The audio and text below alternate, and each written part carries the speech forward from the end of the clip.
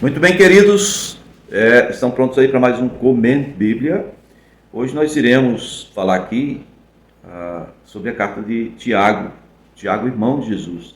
Não é o Tiago, irmão de João, porque este morreu ou foi assassinado, né? Foi morto, junto com o pessoal que Herodes pegou para torturar. E então, essa epístola de Tiago, irmão de Jesus, é colocada agora, nesse momento, na Bíblia em ordem cronológica. Por quê?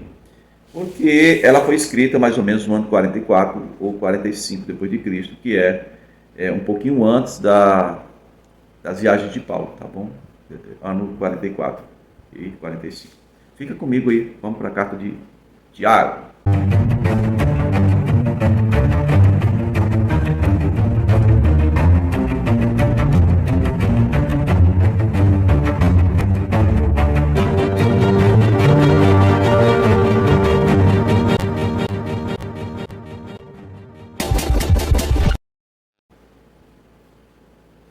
Bom, então, antes da gente ir logo para a leitura da carta de Tiago, que é uma das 7 cartas universais, conta comigo.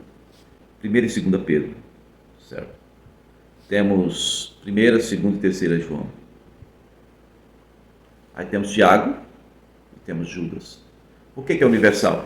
Olha, porque não é nem, por exemplo, a dos hebreus que tem autoria incerta, mas ela é destinada aos hebreus. As cartas de Paulo, geralmente, aos Tessalonicenses, aos Filipenses, aos Gálatas, aos Colossenses, aos Coríntios, certo? Então, só são 7 as epístolas gerais, ou as cartas que são feitas para todos os crentes, né? Tá bom? Tiago, irmão de Jesus. Onde é que diz que ele era irmão de Jesus? Mateus capítulo 13, versículos 55 e 56, você vai poder ver aí. E em 1ª carta de Paulo aos Coríntios, capítulo 15, verso 7, está dizendo lá que Jesus apareceu a Tiago logo depois que ele encontrou Pedro, né? Tipo, ele encontrou com Maria e com aquelas mulheres, e aí pela regra aqui já diz, esse encontro de Jesus com Tiago não tem nenhum detalhe, é como o encontro dele com Pedro, não tem nenhum detalhe. Isso foi antes da grande comissão, porque teve aquela grande comissão de mais de 500 pessoas lá em Nazaré, né, no monte, né, chamado das Bem-aventuranças. Foi antes do encontro com os 7 que estavam pescando lá no mar da Galileia, tá bom? Antigamente, Tiago, como também os irmãos dele, não acreditavam que Jesus fosse o Cristo, não acreditavam na obra de Deus a ser feita através do Senhor Jesus. Mas agora Atos 1:14 diz que Tiago estava na semana de oração, aguardando o Espírito Santo junto com seus irmãos, sua mãe, né? O Tiago assistiu o crescimento da igreja em Jerusalém, ele assistiu à morte de Estevão, ele soube da conversão de Paulo, ele está agora também por dentro do início da igreja em Antioquia, que foi no ano 40 para o ano 41. São 16 anos de obra do Espírito Santo ali em Jerusalém, e agora o Tiago ele se tornou o líder daquela igreja, certo? Ninguém sabe há quanto tempo ele está ali como líder. É o 8º ano da conversão de Paulo, né? Saulo, agora Paulo. É o 5º ano da igreja em Antioquia. Também, 1ª carta de Paulo aos Coríntios, no capítulo 9, versículo 5, fica claro que Tiago era casado, né? Provavelmente tinha filhos. E segundo Eusébio de Cesareia, um historiador antigo aí, diz que Tiago ele vai viver aqui, desse ponto da história, né, ano 44, 45, ele vai viver mais 17 anos, ou seja, são 17 anos passados desde a subida de Jesus e a descida do Espírito Santo, e tem mais 17 anos para frente, e esse é o ponto em que o Tiago escreve a sua carta, ok? Ele vai ser morto no ano 62, segundo Eusébio escreveu no seu livro. É que lá no ano 62, a Suprema Corte Religiosa aí, insatisfeita com a liderança de Tiago, por ser ele irmão de Jesus, vai querer a morte dele, e para eles matarem alguém, eles precisam do consentimento de Roma, da autorização de Roma. Então, como o governador daquela região era Festo, ele morreu, então, no ano 62, antes de seu substituto chegar, né, antes do Albino chegar à Judéia, eles armaram lá e mataram o Tiago, certo? É o que diz, mas ainda estamos no ano 45, Está faltando ainda bastante para 62, no ano 62. Vamos então à leitura da carta de Tiago. No versículo 1 diz assim: Tiago, escravo de Deus, ou servo de Deus, e do Senhor Jesus Cristo. Ele está escrevendo às 12 tribos dispersas entre as nações. Não fala aqui das 12 tribos de Israel, não, porque Israel foram só 10 que foram dispersas, né? As outras duas foram para o cativeiro e voltaram. Ele está fazendo aqui menção das 12 tribos, no caso, de todos os judeus que se tornaram cristãos e que foram dispersos, espalhados por causa de perseguições. Verso 2 diz: Meus irmãos, considerem motivo de grande alegria o fato de passarem por diversas provações, pois vocês sabem que a prova da fé de vocês produz perseverança.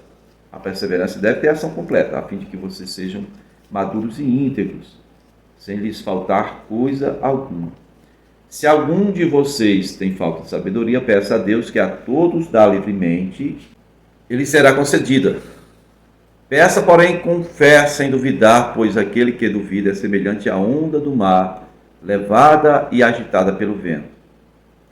Não pense tal pessoa que receberá coisa alguma do Senhor, pois tem mente dividida e é instável em tudo o que faz. Bom, eu estava outro dia em Canoa Quebrada, uma praia que tem aqui em Aracati, e lá na barraca do Antônio Coco, é uma das mais conhecidas, né, uma das últimas ali na beira-mar. Mas a areia estava muito cheia de água, parecia que ficava marrom, estava marrom, questão de quilômetro, estava cheio de água, estava muito ruim, não dava para tomar um banho. E eu lembrei dessa passagem aqui do Tiago, né?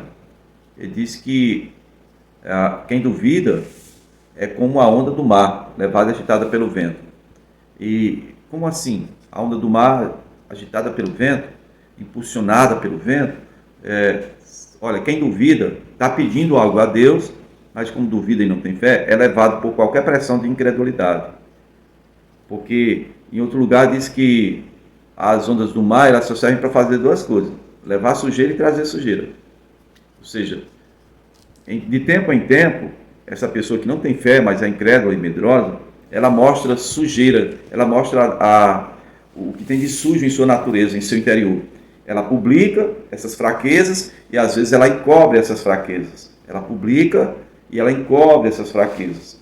Então, é preciso realmente que você peça com fé e sem duvidar, né? Uma fé que é misturada com incredulidade ou com medo, ela não é a fé bíblica. Versículo 9 diz: o irmão de condição humilde deve orgulhar-se quando estiver em elevada posição.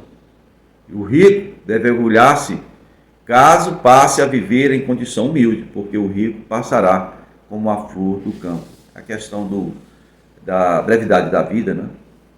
Diz que o sol se levanta, traz o calor, seca a planta, cai, então a sua flor, né, e a sua beleza é destruída.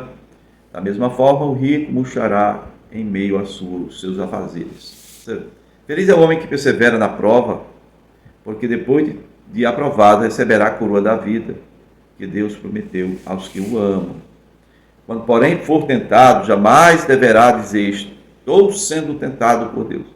Pois Deus não pode ser tentado pelo mal, e a ninguém tenta. Cada um, porém, é tentado pelo próprio desejo, sendo por este arrastado e seduzido. Então esse desejo, tendo concebido à luz o pecado, e o pecado, após ter sido consumado, gera morte. Aqui há uma diferença enorme. Aqui há uma diferença enorme entre provar, ser provado e ser tentado, né? A prova que o Senhor nos impõe é no sentido de nos lapidar, nos aprimorar, nos optimizar, para que sejamos pessoas que possamos dar assim glórias a Ele. A tentação é para o mal, a tentação é para te pôr para baixo, é para, né, te iludir, te enganar e te tirar da posição que você está. Ou, de certa forma, impedir você de subir mais um degrau nessa posição. Verso 16 diz assim: meus amados irmãos, não se deixem enganar. Toda boa dádiva e todo dom perfeito vem do alto, descendo do Pai das luzes, que não muda como sombras inconstantes. Por sua decisão, Ele nos gerou pela palavra da verdade, a fim de sermos como que os primeiros frutos de tudo o que ele criou. Meus amados irmãos, tenham isto em mente. Sejam todos prontos para ouvir, tardio para falar e tardio para irar-se. Pois a ira do homem não produz a justiça de Deus. Pronto. Prontos para ouvir. Temos dois orelhões aqui, dois ouvidos, uma boca só. Prontos para ouvir. Nós geralmente não temos essa prontidão. Temos que trabalhar isso. Precisamos ouvir as pessoas, né? Tardio para falar. Ixi, tem gente que não consegue nem sequer no diálogo, aí, na live, na participação. Não consegue nem esperar que o outro termine de expor a sua ideia. Corta mesmo. Só para não esquecer, peraí. Anote, cara. Anote. Tardio para falar e tardio para irar-se. Por quê? Porque a sua ira não vai produzir a justiça de Deus. Então. Versículo 21 diz, portanto, livre-se de toda impureza moral e da maldade que prevalece e aceitem humildemente a palavra implantada em vocês, a qual é poderosa para salvar-os. Sejam participantes da palavra e não apenas ouvintes, enganando-se a si mesmos. Jesus falou, né, sobre os que chamam de Senhor, mas não fazem o que ele manda. É como o homem que fez uma casa sem alicerce, em cima do chão. Quando vem as provações, as enchentes, arrasta tudo. Então, você quer permanecer no Senhor, Tiago aqui está reforçando, sejam praticantes da palavra, não apenas ouvintes dela, né? Verso 23 diz assim, aquele que ouve a palavra, mas não a põe em prática, é semelhante a um homem que olha sua face no espelho, e depois de olhar para si mesmo, sai e logo esquece sua aparência. Mas o homem que observa atentamente a lei, né, a lei perfeita, que traz a liberdade e preserva na prática dessa lei, não esquecendo o que viu, mas praticando, será feliz naquilo que fizer. Se alguém se considera religioso, mas não refreia a sua língua, engana-se a si mesmo. Sua religião não tem valor algum. Ai, papai. Se não refreia a língua, sua religião não tem valor algum. A religião que Deus, nosso Pai, aceita como pura e imaculada é esta: cuidar dos órfãos e das viúvas em suas dificuldades e não se deixar corromper pelo mundo. Ok?